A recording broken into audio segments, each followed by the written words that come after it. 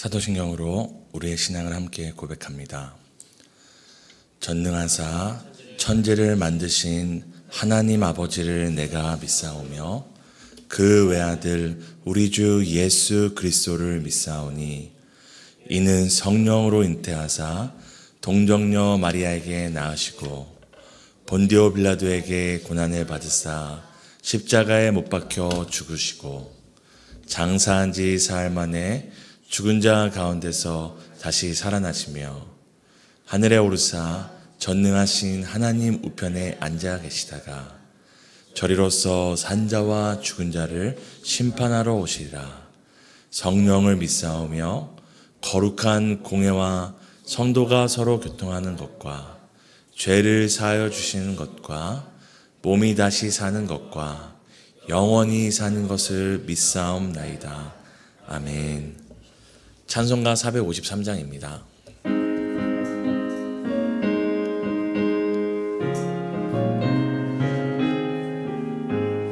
예수 더 알기 원하네. 크고도 넓은 은혜와 대속해 주신 사랑을 간절히 알기 원하네. 내 평생의 소원, 내 평생의 소원, 대속해 주신 사랑을 간절히 알기 원하네. 성령이 스승되셔서 진리를 가르치시고 거룩한 뜻을 깨달아 예수를 알게 하소서. 내 평생의 소원, 내 평생의 소원, 대속해 주신 사랑을 간절히 알기 원하네. 성령의 감화 받아서 하나님 말씀 배우니 간절히 내 맘에 교훈되도다. 내 평생의 소원, 내 평생의 소원, 대속해 주신 사랑을 간절히 알기 원하네. 예수가 계신 보좌는 영광에 둘려 있도다. 평화의 왕이 오시니 그 나라 왕성하도다. 내 평생의 소원, 내 평생의 소원, 대속해 주신 사랑을 간절히 알기 원하네. 아멘. 예레미야 32장입니다. 예레미야 32장 36절에서 44절 교독하시고 마지막 44절 함께 읽도록 하겠습니다.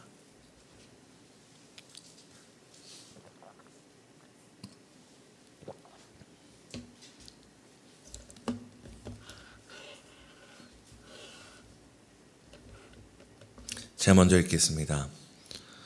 그러나 이스라엘의 하나님 여호와께서 너희가 말하는 바 칼과 기근과 전병으로 말미암아 바벨론 왕의 손에 넘긴 바 되었다 하는 이 성에 대하여 이와 같이 말씀하시니라. 큰 분노로 그들을 쫓아보내었던 모든 지방에서 그들을 모아 그래서 돌아오게 하여 안전히 살게 할 것이라.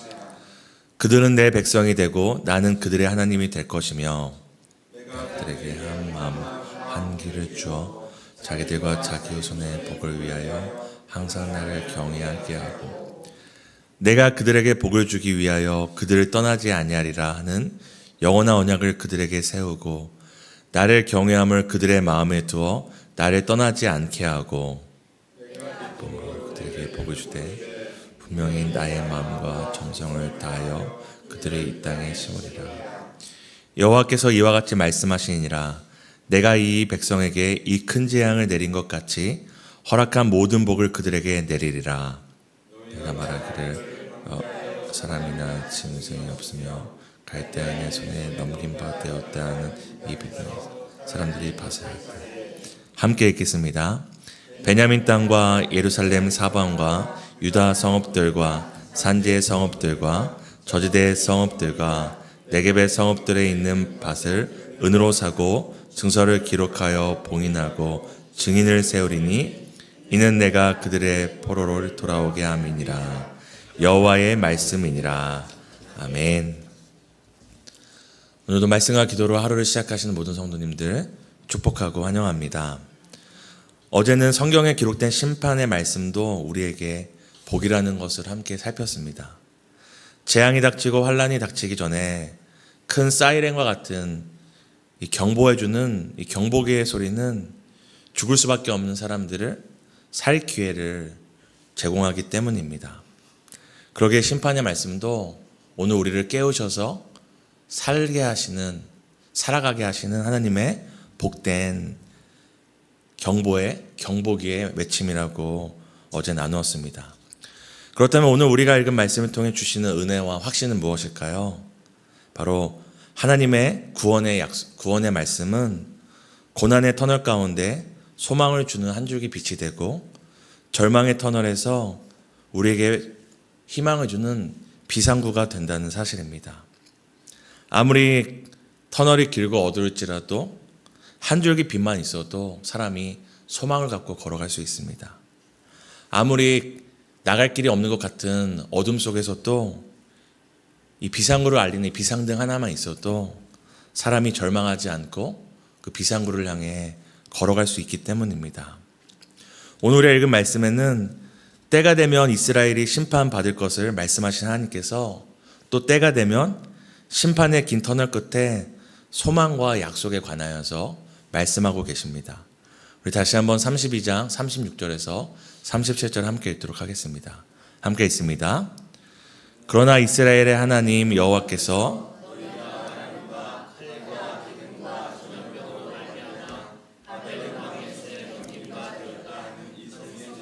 이와 같이 말씀하시니라. 보라, 내가 노여움과 분함과 큰 분노로 그들을 쫓아 보내었던 모든 지방에서 그들을 모아들여 이곳으로 돌아오게 하여 안전히 살게 할 것이라. 아멘. 심판도 분명히 있을 것입니다. 고난도 반드시 있을 것이고 징계도 피할 수 없습니다. 하지만 오늘 말씀에 뭐라고 얘기합니까? 그 모든 것이 이루어지지만 그것이 끝이 아니라 그 끝은 다시 이곳으로 돌아와 안전히 살게 할 것이라 말씀하십니다. 다시 이곳으로 돌아온다는 것은 그저 장소적인 의미가 아니라 우리가 고난과 고통 가운데 이스라엘 백성 같은 포로가 되었잖아요. 그러면 항상 그 땅을 보면서 그저 땅을 그리워하는 것이 아니라 무엇을 그리워하는 것입니까?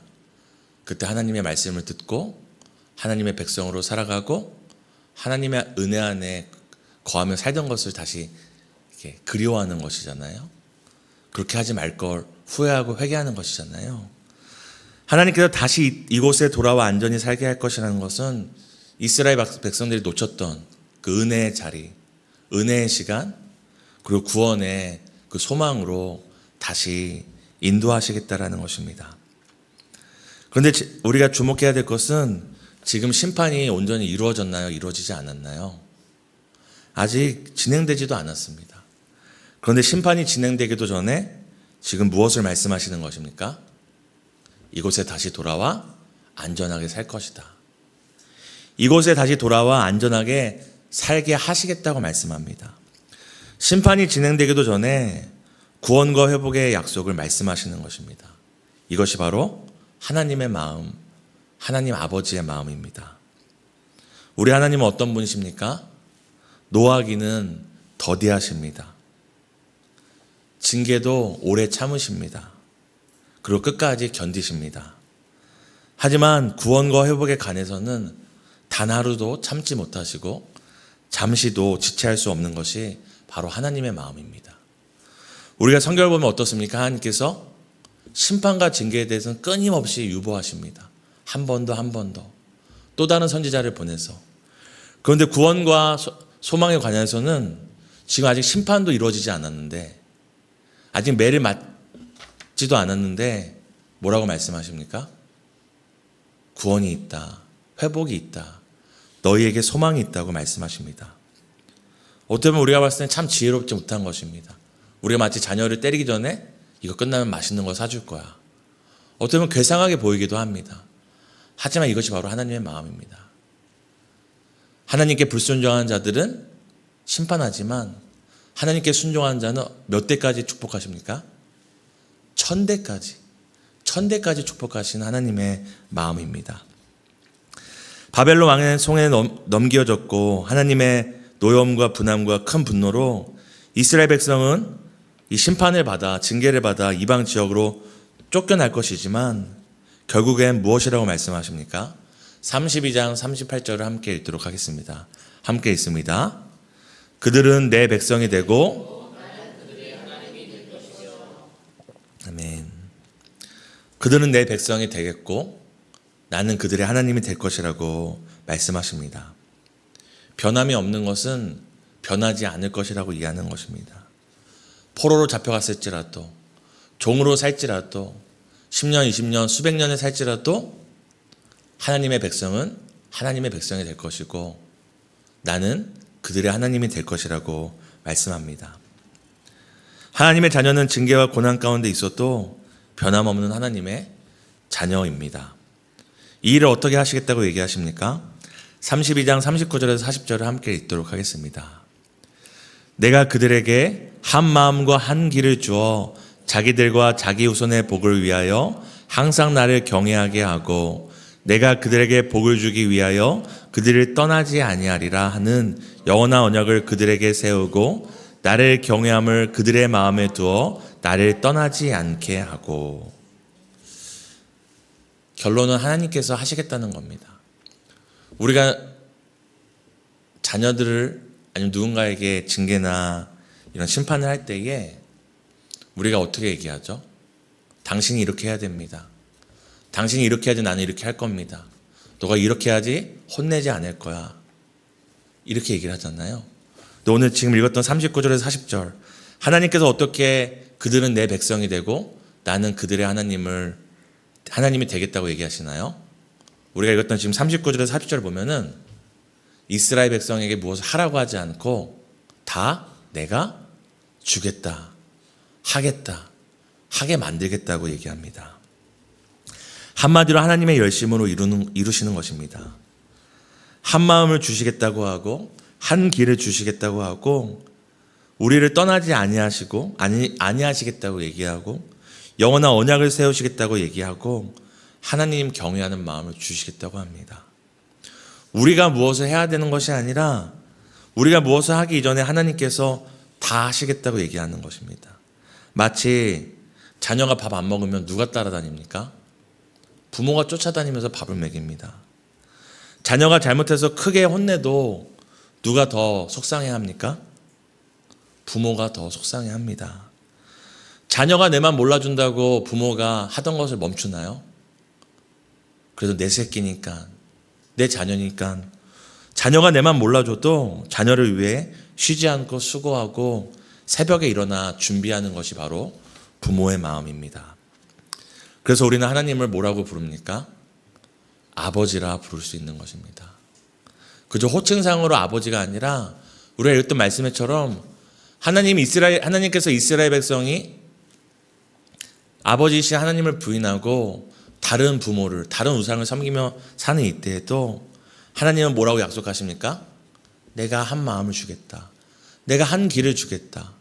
내가 그들을 떠나지 않겠다. 내가 그들에게 경외할 수 있도록 돕겠다라고 이야기하고 계십니다. 그러게 우리는 하나님을 아버지라 부릅니다. 우리 함께 32장 41절에서 42절을 우리 읽도록 하겠습니다. 함께 읽겠습니다. 내가 기쁨으로 그들에게 복을 주되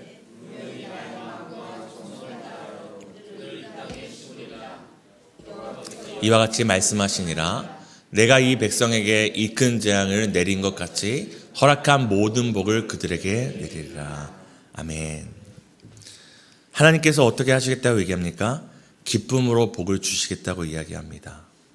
이스라엘 백성의 마음과 정성이 아니라 하나님께서 마음과 정성을 다하여서 이 땅에서 뽑혔던 그들을 다시 이 땅에 심으시겠다고 이야기합니다. 여기 계신 분들은 제가 볼 때에 자녀가 다 계신 것 같아서 말씀을 드리면, 자녀가 우리에게 원하는 것이 있죠. 이거 사줘, 뭐 해줘. 자녀들은 우리에게 복을 구합니다. 그런데 사실 자녀가 우리에게 구하는 것보다 자녀에게 복 주고 싶은 우리의 마음은 어떻습니까? 더 큽니다. 자녀가 하나 달라고 해도 2개를 주고 싶고, 자녀는 당장 내일 일을 우리에게 요청해도 우리는 자녀가 10년 뒤에 학교 갈 거, 20년 뒤에 대학 갈 거. 벌써 저희 딸이 이제 5살인데 핸드폰을 사달라고 그럽니다. 그럼 제가 뭐라고 얘기할까요? 혼내는 것이 아니라 20살 되면 사줄게. 20살 되면 사줄게. 빈말로 하는 것이, 오늘 사주기 싫어 빈말하는 게 아니라 20살 되면 정말로 핸드폰만 아니라 아이패드도 사주고 싶고, 대학교 가면은 노트북도 사줘야겠다. 돈을 아껴야겠다라는 생각을 하게 됩니다. 오늘 우리가 읽었던 32장 41절에서 42절을 보면 하나님이 복을 주시겠다고 얘기합니다. 그들에게 또 복을 주시겠다고 얘기합니다.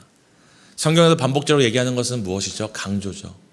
이스라엘 백성이 원하는 회복보다 하나님께서 이스라엘 백성을 회복시키기 원하시는 마음이 크고, 이스라엘 백성이 하나님께 받고자 하는 복의 크기보다, 복의 간절함보다 내 백성, 내 자녀인 이스라엘에게 복 주시기 원하는 하나님의 마음이 더 간절하고 큰 것입니다.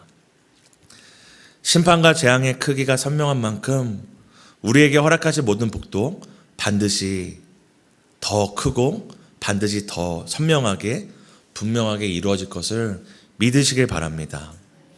우리가 바로 이 하나님 안에 있는 것입니다. 우리 아버지 하나님의 이 약속 안에, 하나님의 이 성품 안에 우리가 있는 것입니다. 그러기에 우리가 어떤 인생의 어두운 터널과 어두운 절망과 우리가 분명히 그 이유를 알만한 인생의 고난의 채찍을 맞을지라도 우리는 이렇게 고백할 수 있습니다.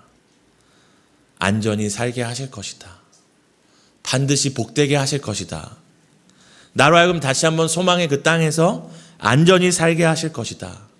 나의 자녀로 말미암아 지금 비록 어려움 가운데 있지만, 고통 가운데 있지만, 인생의 긴 사망의 음침한 골짜기를 가고 있지만 때가 되면 반드시 안전히 살게 하실 것이다라는 이 소망과 구원의 확신 가운데 살아갈 수 있음을 믿으시길 바랍니다. 오늘도 어둠의 긴 터널, 절망의 긴 어둠 가운데서 우리를 향해 비치시는 이 말씀의 빛, 이 약속의 비상구를 붙잡고 소망 가운데 살아가는 복된 하루 되시기를 예수님의 이름으로 축복합니다. 우리가 3가지 놓고 함께 기도했으면 좋겠습니다. 첫 번째는 심판 중에도 변하지 않는 하나님의 약속과 구원을 붙잡게 해달라고 함께 기도하겠습니다. 두 번째는 어두운 삶의 긴 터널 가운데 한 줄기 빛을, 고난 가운데 회복의 확신으로 살게 해달라고 우리가 다시 함께 기도했으면 좋겠습니다. 오늘 교회가 함께하는 기도는 7려 다락방을 위한 기도입니다. 다락방 예배를 통해 서로 모이기를 힘쓰며 삶의 중심을 예수 그리스도께 맞추는 지체들 되게 해달라고 이 시간 함께 기도하시겠습니다. 하나님, 심판이 다가와도, 재앙이 닥쳐와도, 우리가 어떤 인생의 채찍과 어려움 가운데 있을지라도 하나님, 변하지 않는 것은 변하지 않습니다. 하나님, 언젠간 끝날 심판과 언젠간 끝날 이 땅의 자랑과 우리의 욕심과 또 우리의 징계와 우리의 고난, 이 모든 것의 끝이 있다는 것을 주님 기억하게 해주세요. 하나님, 심판도 끝나고 재앙도 끝나고 징계도 끝나고 모든 환난도 끝나지만 하나님의 구원은 변치 않고 하나님의 소망은 변치 않고 영원히 우리와 함께함을 믿습니다. 하나님, 어두운 삶의 긴 터널 가운데서도 말씀의 빛을 우리가 붙잡기 원합니다.